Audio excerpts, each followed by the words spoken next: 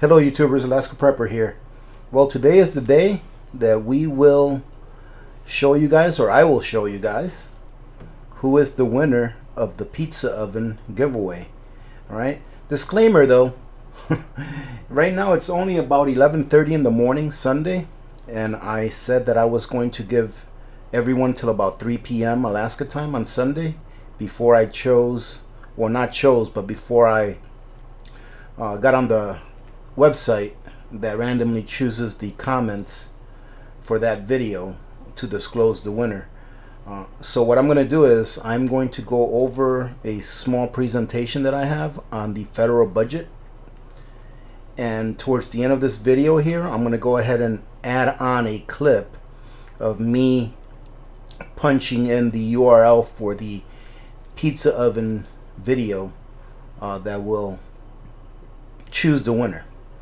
Okay, so bear with me here, but this is very interesting information, so I think you will enjoy it. So first of all, thank you for any of you that are here today in the live chat. Thanks for joining in. I hope you get a little something out of this, and good luck to everyone that entered the pizza oven giveaway. Okay, it's going to be a great giveaway, and I hope whoever wins it really enjoys it in good health. So I wanted to talk real quick, ladies and gentlemen, about the federal tax revenue and expenditures that are forecasted for fiscal year 2019. Now, for those of you that may not know what they mean by fiscal year, the government, and some businesses as well, but mainly the government, goes by a different calendar when it comes to the fiscal year. So their fiscal year, the government's fiscal year, starts on the first day of October. So the first day of October 2018 was officially the first day of fiscal year 2019, right? And it goes all the way through to the 30th of September. All right, so the fiscal year of 2019 is from 1 October 18 to 30 September 19. That's the fiscal year. Okay, that way if you guys have heard the term fiscal year used and you don't know what it means, that's what it means. All right, so, and I'm going to go through this pretty quickly, and then I have a real small chart that I worked on that I wanted to show you guys real quick, just so that you can see how crazy this is. So I'm sorry, so let's carry on. So this here says U.S. government tax revenue for fiscal year 2019 estimated in billions. So it looks here like the federal government is estimating that in fiscal year 19 they're going to get in about $3.422 trillion. All right, because 3,422 times a billion is $3.422 trillion. All right, of which 49% of that 3.422 is going to come from individual income taxes. All right, so anyone that pays taxes because they make enough on an annual basis to fall into a tax bracket, 49% is coming from individual income tax. All right, and 36% of that revenue is coming from Medicare. All right, it's coming from Social Security, Medicare, unemployment, and retirement, which is that other portion of your check that you see where they take taxes out. So that's another 36%. All right, and let's see, corporate income tax 7%. All right, incredible. Excise taxes, I believe by excise taxes they mean like tariffs and things like that. It's 3%, and then other is 5%. So as you can see that most of the taxes that are being paid are by the individual income taxpayer, right?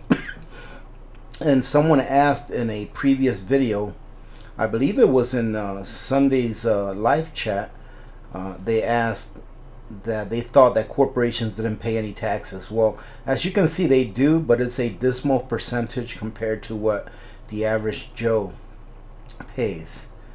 All right, so, and I'm not going to get into whether I think that's a good thing or a bad thing or whatever. I think taxes, period, are theft. So it doesn't matter who's paying it. All right, so that's what we're getting in. Now let me tell you something real quick, ladies and gentlemen. So part of my military career, I was a finance soldier, and part of that career, and the reason I say part of my military career is because I did a couple of different jobs when I was in the military. All right, so part of it, I was a finance soldier, and I worked on budgets. I worked on budgets that units had, and I kept track of how much they had left and all that kind of stuff. All right, so normally during the beginning of the fiscal year, the military sends out a notice to the units telling them, hey, listen, this is how much money you're getting for this year. And then the units decide on how they're going to spend it in order to fulfill their missions. And part of my job was to track the expenditures. All right, so I won't talk too much about that, but one of the very first things excuse me, I'm sorry about that. One of the very first things that I learned as a budget analyst was that you never spend more than what you have.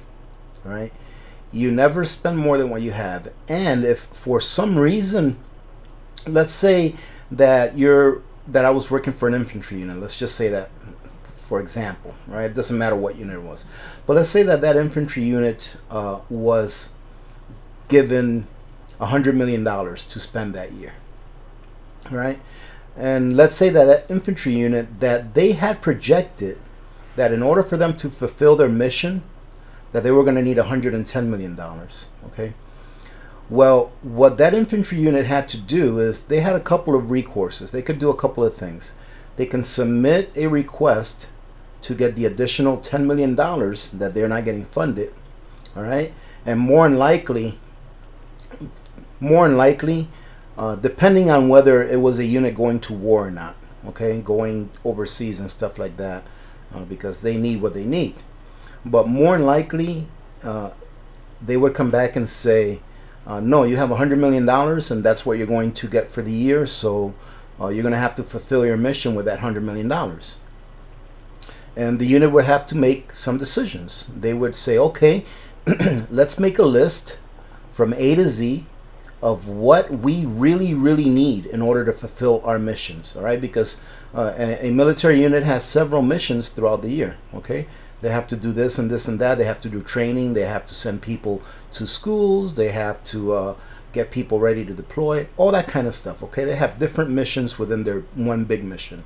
Right, so what they would do is they would go down the list of everything that they require for that mission, and they would prioritize that list, saying, what's the number one thing on this list that I can't live without in order to complete this mission? Okay, and they were like, okay, we have to keep that. Excuse me.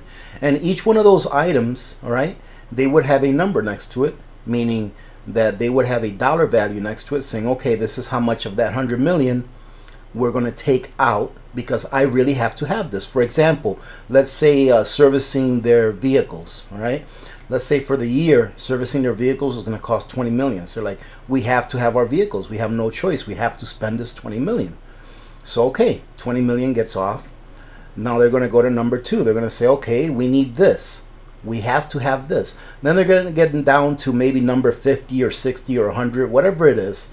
And there's going to be some items down there like flashlights. Do we really need flashlights to complete this mission? The flashlights we have, they're good. All we have to do is just order some batteries for them. So instead of spending $100,000 on flashlights, let's go ahead and spend $5,000 on batteries and make sure that the flashlights we have are serviceable and that they work. Okay, and they would cut that off. And they would keep cutting from the bottom of the list up until they got to the $100 million. Okay, that's how it would normally work. But unfortunately, it seems like the government works the opposite way. It shows that they're forecasting to get $3.4 trillion, but they're forecasting to spend $4.4 trillion. So just shy of $1 trillion more they're spending than what they are getting. So before they even get the money, they already know that they're going to overspend. And that goes against everything that I was taught as a budget analyst, that you don't spend more than what you have. But I guess that when you're the federal government, you can spend more than what you have because you have one thing that the units don't have and that you and I don't have. They have one thing they can fall back on. And what is that? That is a printing press. All right? They can fall back on their printing press, making the dollars in your pocket and in my pocket less valuable so that they can go ahead and spend whatever they want.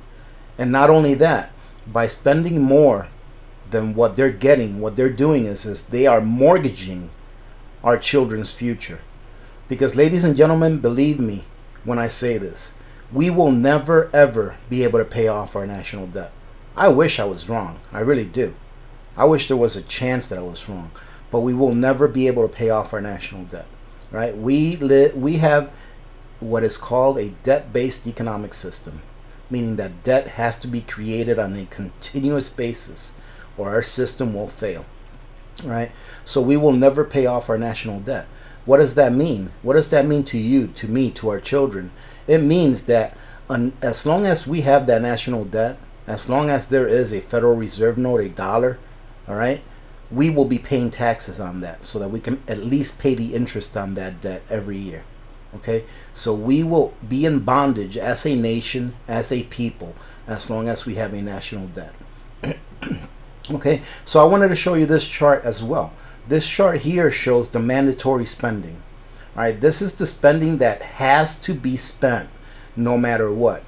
And when I look at this chart, well, let me cover this. The mandatory spending is $2.7 trillion. Okay, it doesn't include military spending in there. Okay, the military spending is considered discretional spending, and a lot of these other programs are also considered discretional spending. But when you look at this, ladies and gentlemen, when you look at this chart, okay, I ask myself, are we not already a socialist nation? Ask yourselves that. We are spending 75%, if not more, roughly 75%, I would say. Right? I didn't do the math. If not more, of all of the taxes that everyone in the U.S. pays on social programs. Okay, and I know some of you are going to say, before you write it down, I know what socialism is. It's when the government takes control of the businesses and there's no such thing as private ownership of anything. There's no such thing as private property. I understand that. But think about it. Has the government not already taken control of our businesses? All right.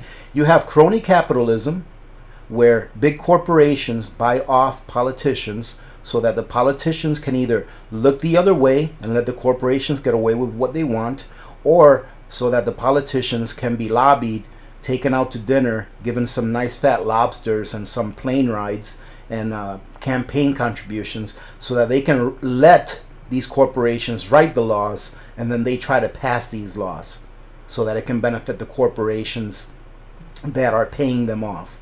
All right. So in a way, if you really want to think about it, a lot of people say that capitalism is a bad thing. It's not. Capitalism equals freedom. All right. For those of you that may be listening to this for the first time, capitalism and crony capitalism are two different things. Capitalism is freedom. Capitalism is the ability for a person to exchange with another person without the government getting involved. Right? Crony capitalism is where the government gets involved and decides who the winners and the losers are. Okay? So when I hear people saying that capitalism is a terrible thing, it tells me that they don't know what they're talking about, because capitalism is not a bad thing. Crony capitalism is a bad thing. And for any of you that maybe don't believe what I just said, look it up. There's actually a definition for capitalism, and there is a definition for crony capitalism. Okay, but when I look at this chart, I'm like, wow, we're already a socialist country. I mean, not only does most of our revenue, tax revenue, goes to social programs, but the government, in a way, does run the corporations. How do they run the corporations? Well, ladies and gentlemen, have any of you tried to start a business out there? How many regulations are there that you have to adhere to? You may be taking the risk, but the government is running your business on your behalf by telling you what you can and can't do. Think about, if you run a business right now, think about all the paperwork you have to do. all right, just to keep up with your regulations. Think about how many, if you own a store or something, think about how often do you have to have a fire marshal come in and certify your fire extinguishers, all right? And food inspectors come in and do this and do that, and all these regulations. Here in the area where I live, if you want to start a business, you're looking at probably about, well, I was talking to a friend that wanted to start a cannabis business where they can sell cannabis over the counter because it's legal here in Alaska. And they told me that before they even opened a storefront, they were going to spend about $40,000 on regulatory, not fines, but payments they had to make. Whatever fees, on regulatory fees, they were going to have to spend about $40,000 before they even found a storefront and invested the money in the store and the product. All right. So in a way, the government's already running our businesses for us. We don't really have much say on how we can run a business because of all the regulations that we have to adhere to. Okay, so that's what got me about this chart right here. I'm looking at it, I'm like, wow, we're already a socialist nation. We just don't know it. We just don't know it. We just don't call ourselves that. Okay, so take a look at that. That leaves us $700 billion for discretionary spending. And guess what, ladies and gentlemen? Fiscal year 2019, I believe that the military budget was just shy of $700 billion. So just the military budget, along with the mandatory spending, already eats up every single penny of tax revenue that we had. So on top of that, they're going to go ahead and borrow another $1 trillion. Okay, and please stop with the "it's because of Trump." All right, I'm neither Trump or I'm neither right or left or whatever you want to call it. I could care less. All right, look at the history of our deficits and look at the history of our debt going up every year. It doesn't matter who's in office, ladies and gentlemen. Get off of the left-right paradigm. If you're still stuck on the left-right paradigm, then you need to stop and think. All right? Stop and think. They are not there for you. All right? So I wanted to show you this really quick. I wanted to show you this small chart that I came up with. So the government has a spending budget, all right, of 4.41 trillion, all right? That's what they're looking to spend this year in 2019. $4.41 trillion, all right? We're taking in, the federal government is taking in $3.42 trillion, which is a delta or a difference. A delta means just difference, which is a deficit of, let's call it $1 trillion, all right, or $985 billion, all right? So that's $985 billion that we know we're not going to get, that we already plan on spending. Where are they going to get that from, ladies and gentlemen?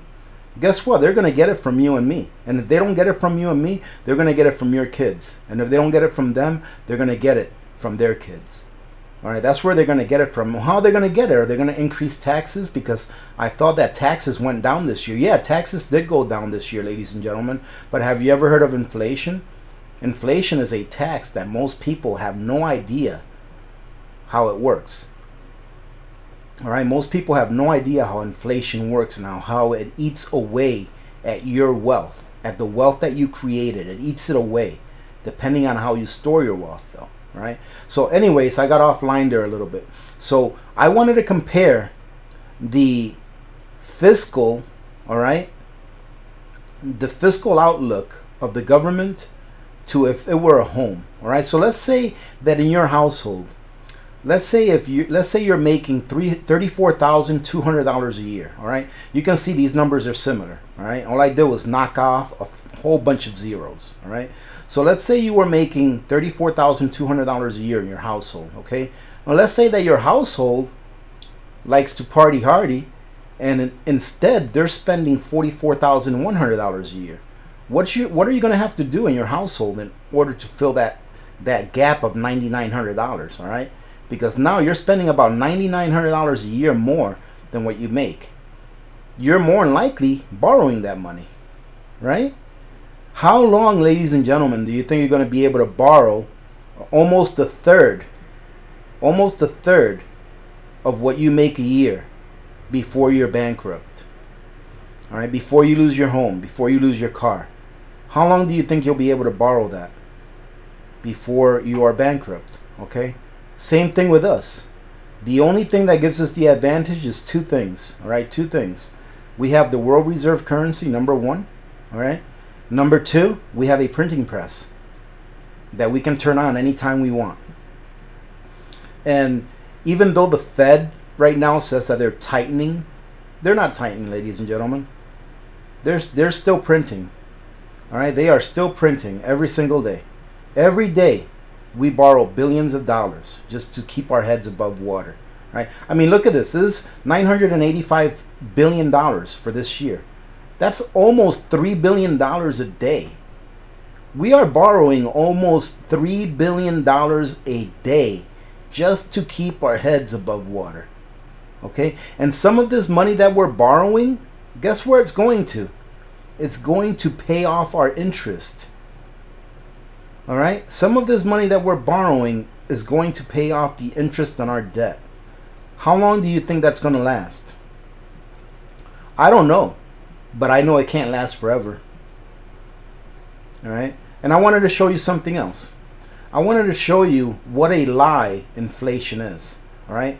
Every time that you hear on the news that, oh, the Fed has a target goal of 2% or 2.5% inflation or this and that, it's a lie, ladies and gentlemen. Inflation is good for who? Who is inflation good for? Inflation is only good for one entity, and that's the government. Why is that? Because inflation is the product of money printing. Inflation is not the price of your food going up.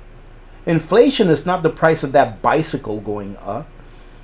The price of your food going up and the price of that bicycle going up, that is a symptom of inflation. Inflation is exactly what it is the money supply being inflated. All right? That is why it takes more dollars to buy that cup of coffee. That is why it takes more dollars to buy that car or that bicycle. Because your money is worth less because more of it is now in circulation. All right? Please try to understand that, because this part, I think, is the most important part for someone who is not as astute about finances to understand, is that inflation is a hidden tax that destroys your wealth. It destroys the wealth. It destroys the energy that you created. All right? It is stolen right from you. It's like if you go to work, let's say you went to work and you earned vacation hours, okay? Let's say that you earned 8 hours of vacation every month. Okay, let's just say that. And you were able to build up your vacation hours, okay? And you were like, well, you know, in 5 months I can take off a week of work because I'll have 40 hours of vacation hour. So it's kind of like your vacation hour savings account, okay? So let's say that you had built up 50 hours of vacation hour and you're like, well, I don't really need to use it. And then after a year of you building up your vacation hours, you noticed that a couple of hours weren't there anymore, that you lost a couple of hours. All right? And then you still didn't take vacation, and then next year you lost a few more hours. All right? That is the same manner in which inflation works. I know it's not the exact same thing because one of them is just being taken away, and you know, I know it's not the exact same thing, but that's the same manner. All right? Those vacation hours you have, that is wealth. That is something that you earned by working for it. And just by leaving it in an account, now you have less of what you had before. Okay? Like I said, it's not an exact example, but it's kind of like the same. All right? In this scenario, though, where if you put your money in the bank, why should you have to put it in an interest-bearing account? Think about this. If you put your money in the bank, why do you have to put it in an interest-bearing account? Just so you can keep up with inflation, right? Just so that the little bit of money that you make hopefully keeps up with the price of goods going up, right? So that you can maintain your purchasing power. But ladies and gentlemen, if there was no inflation, if the government didn't create money out of thin air, the only force at work would be the market. All right, and if you look back, way back in history, during the 1800s or so, you'll see that inflation was very steady. It was like almost zero. All right, and you could see back there that the price of gold, which is what they went off back there, almost never fluctuated. It was very small fluctuations. All right, nothing like we have now. So inflation is a tool, all right, used by the Federal Reserve to steal your wealth without you even knowing it. Right? Most people don't even know that their wealth is being stolen from them through the use of inflation. They just go along with the flow and say, oh, today a cup of coffee was $2.50. Last year it was only $2.25. Even though that's a 10% rise, they're like, oh, it's only an extra quarter. Yeah, but go ahead and add that up with everything that you purchase, everything that you need to sustain yourself. Add that up, and that does add up. So I just wanted to show you what would happen to your dollar if you left it in a bank account that wasn't bearing any interest, which nowadays bank accounts, savings accounts don't really bear any interest anyways, right? This is what happens to your purchasing power. Okay, so the purchasing power of $100 today is $100, all right? And we're using an example here of 2.5% inflation, which in my opinion, inflation is a lot higher than 2.5%. But we'll use that example because I always hear around that amount every time that I hear some news pundit talking about inflation.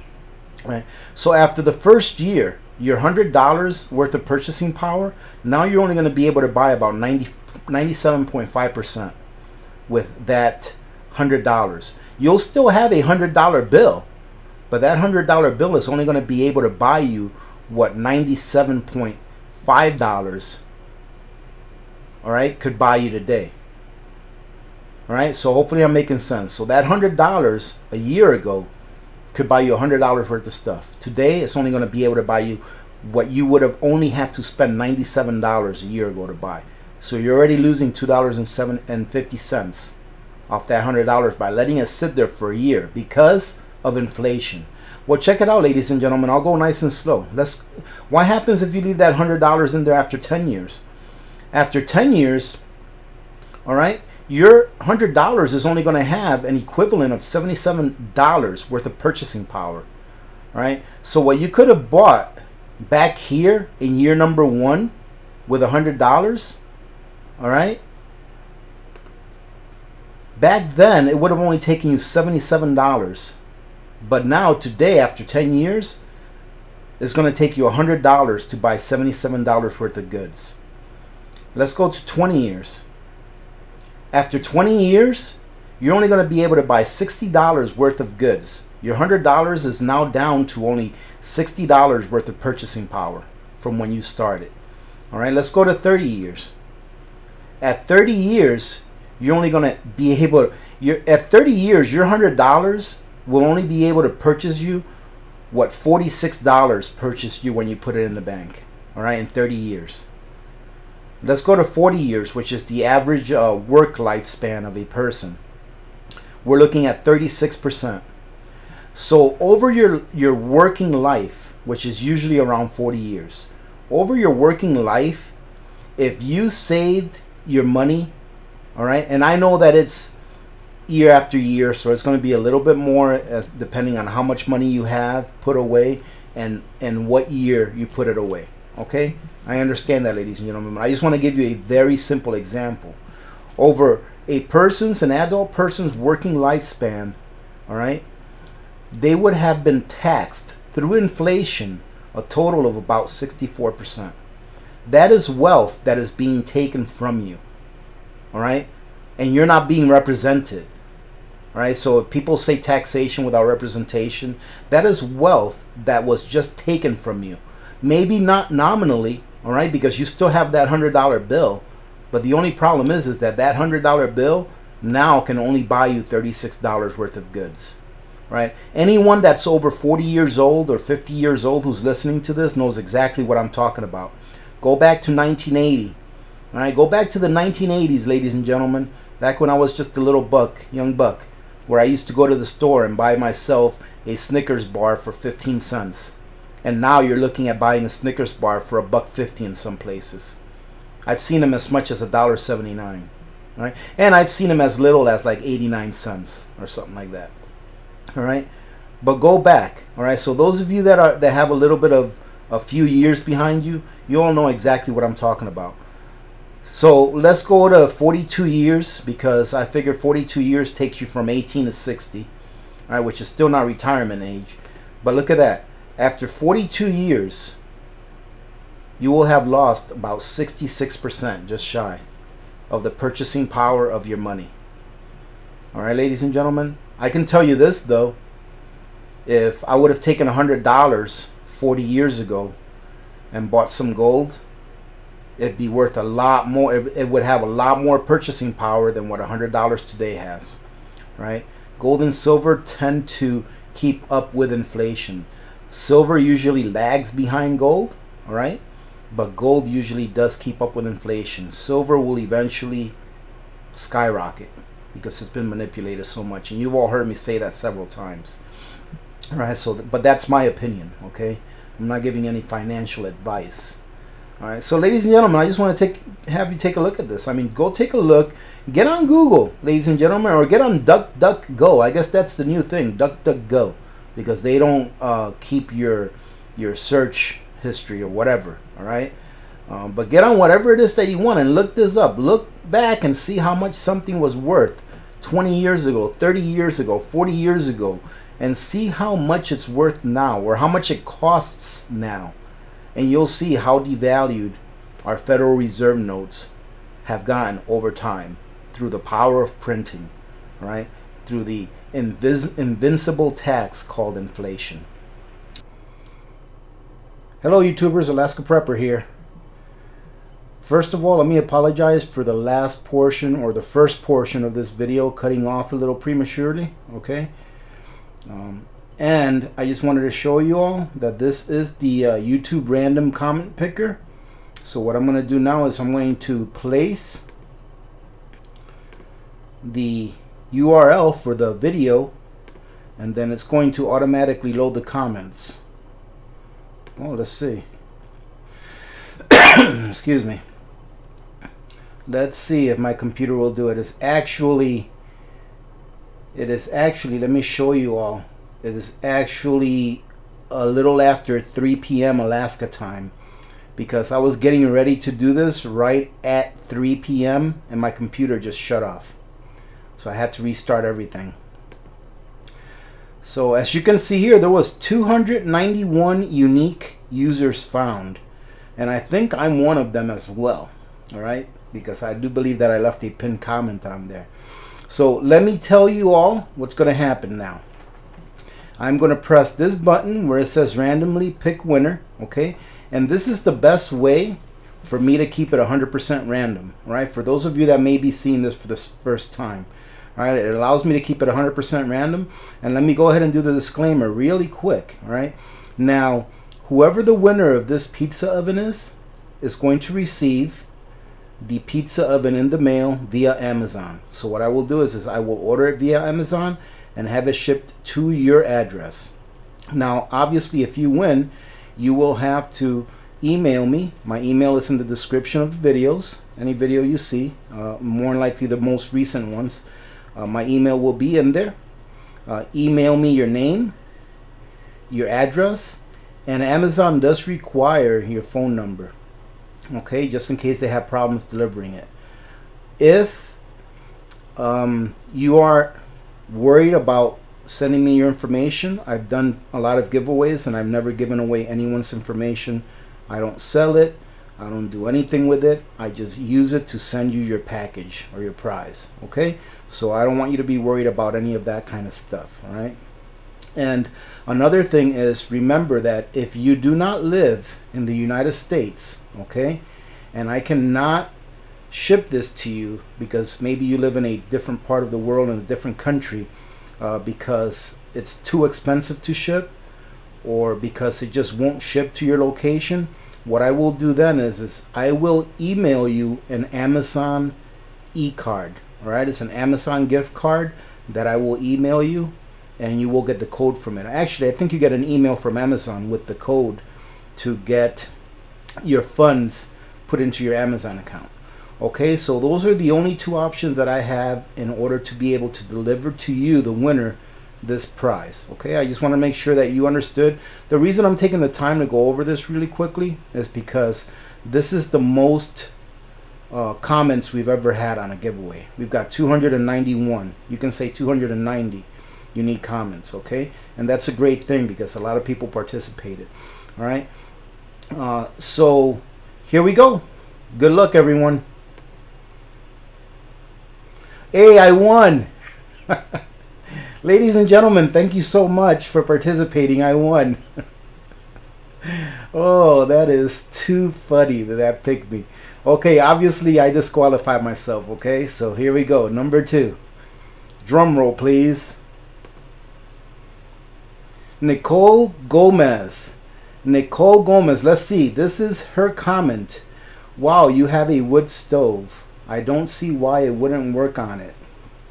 I don't have a wood stove, but I mean I do. It's outside. I haven't. It's not in the house. I don't see why it wouldn't work on it. I went to a really nice boarding school in Tennessee when I was 16 years old, and they had us live without electricity, and we were on a farm, and we made all our fresh food from scratch on a wood stove. It was great.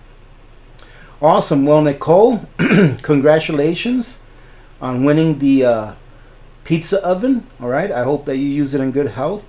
Like I said, you can find my email on the description, all right, of this video. Send me your name, your address, your phone number, and I will email you back as soon as I order the stove. All right, as soon as I order not the stove, the pizza oven. All right, as soon as I order it and an order has been placed with your name on it, I will have a tracking number and I will send you that information. Okay, so congratulations again. Ladies and gentlemen, one of our community members has decided to put up a giveaway for a second winner. It's not the pizza oven, but it's something pretty cool. And this is not the first time that this community member has done that. So what I'm going to do is, I don't know if he wants me to let you guys know who it is or not, but I'm going to go ahead and tell you guys. It's Buzz. Buzz has a couple of these, and these are, I forgot their name, Roughneck? Yes. Or no, Tough Duck. These are Tough Duck baklavas, all right? And he has a pack of 2, and they are brand new, all right? And he wanted to donate it, and so that we can give it away. So I'm gonna go ahead and pick another winner from the same comment selection, all right, from the same video, and whoever that is will win a prize of 2 of these, and they are new, so you don't have to worry about it having been worn or being used or anything like that. And what will happen there is you will send me your information, and I will forward it to Buzz, and I will CC you when I forward it to Buzz, so that Buzz can mail this off to you. Okay, so here we go. Let's do a number 2 over here. Amanda C. Okay, Amanda C, congratulations. You just won those 2 baklavas. And ladies and gentlemen, I don't know what color they are. If Buzz is in the chat room when we are doing this on Monday morning, Alaska time of course, then we will ask him what color they are. But Amanda, you have won 2 of those baklavas. And I don't know where you live, but those are pretty nice to have, especially if you live in a really cold environment. Okay, I've got several of those, that I use every year. All right, especially little Miss Alaska Prepper when she's doing her sledding outside. She likes to use those. All right, so congratulations to you, Amanda, and congratulations. I already forgot who won the pizza oven. Don't worry about it. I can always rewind. What can I say, ladies and gentlemen? I'm senile. All right, ladies and gentlemen, I want to thank you guys very much for participating in this giveaway. I'm really excited for the winner or winners, but really excited about the person who won the pizza oven. And I want to thank you all for participating. Thank you all for your continued support. Remember that if you want to support the channel so that I can continue doing giveaways like this and waking people up, reaching, teaching, and repeating. Just keep doing the things that you know count. Please let a couple commercials run too now and then, a couple of the ads run through. Please use my Amazon link. Alright, that really does help, even though it's a few pennies per purchase, but it really does help the community gain some revenue, and it doesn't cost you anything else. Alright, and of course I have my other links down in the description that you can use if you'd like. What I'm going to do now is I'm going to go ahead and attach my little commercial video that I did with Victor to the end of this video. So if you want to stay tuned and see how you can better support the channel, please take a look. Stay tuned and listen to the 4 or 5 minute video that is going to follow this here in a second or two. Alright, so again, congratulations to everyone. I hope you all guys are having a good day. Hope you had a good weekend, and many blessings to all of you. Alright, God bless. Ladies and gentlemen, if you would like to support the channel... What? What is it you want me to see? Tell the community members what they can do to support the channel. Give this man money. No, not give me money. Yes, this is how you can support the channel. Well, that's one of the ways, but I don't necessarily need money. There's ways. Give him good advice. He needs it. Well, that too, but there's ways that the community can support the channel by doing things that they already do. If they already do these things, why would they do them? But to do it to support this channel, like for example, ladies and gentlemen, if you click on my Amazon link, you will support the channel. It won't cost you any more. Do you use Amazon, Victor? Yes. Do you use my link? I can buy things now. Do you use my? I've been kicked out of every store now. Do you use my link? No. Well, why don't you use my link? If you use my Amazon link, then the Alaska Prepper community is able to benefit from it, because my account is not allowed on YouTube. Well, I use a lot of the revenue from Amazon. I use a lot of the Amazon revenue to give back to the community by doing giveaways. You give back to these people? Yes! They're my community members. Of course I have to give back. Didn't you enter the last giveaway I had? No. Well, you should enter the next giveaway. It's going to be awesome. I can't wait to do this giveaway. So, anyways, ladies and gentlemen, I'm sorry for the distraction. Everything should be free. This is how it is in Mother Russia. No, everything is not free. Even if people tell you it's free, it's not free. So it's definitely free. Finish telling the community how they can support the channel. Ladies and gentlemen, you can support the channel by using the Amazon link. It doesn't cost you any more.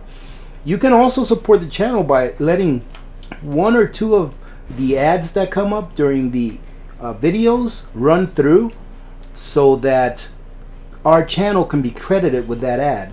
If you press the skip button, do you ever press the skip button? Yes, every time your video pop up. Why are you every single time? Garbage. Garbage channel. I would not support. Why will you dismiss this video? Do not use. If you don't press the skip button, it gives the channel a little bit of revenue so that I can do giveaways.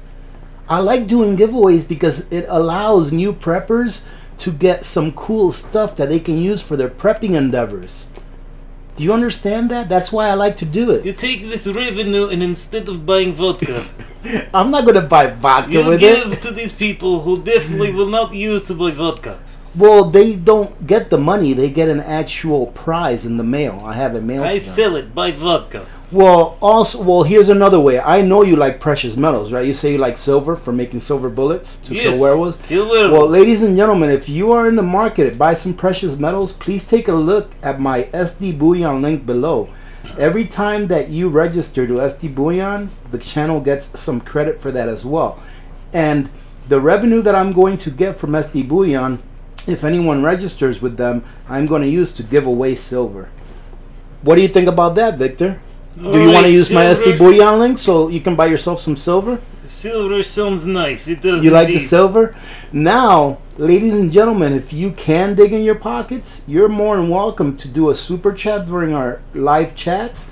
And you can also buy me a coffee by taking a look at the link down below. Do you like coffee, Victor? Coffee? What is this coffee? You don't know what coffee is? Coffee. You just like, do they have coffee flavored vodka in Russia? They have what? Alright, we're going to go ahead and leave it at that, ladies and gentlemen. I'm going to go ahead and sign off now. So remember to be good to each other, because when good people do good things, good things happen. Remember to reach one, teach one. Repeat this. When good people do good things, No, good no. things happen. Remember to reach one, teach one, and repeat. If we all did this, the world would be a better place. Very Yes, good. there we go. And you know that it will be a better place. Many blessings to all of you and your families. This is Alaska Prepper. And Victor. And we're out. Goodbye.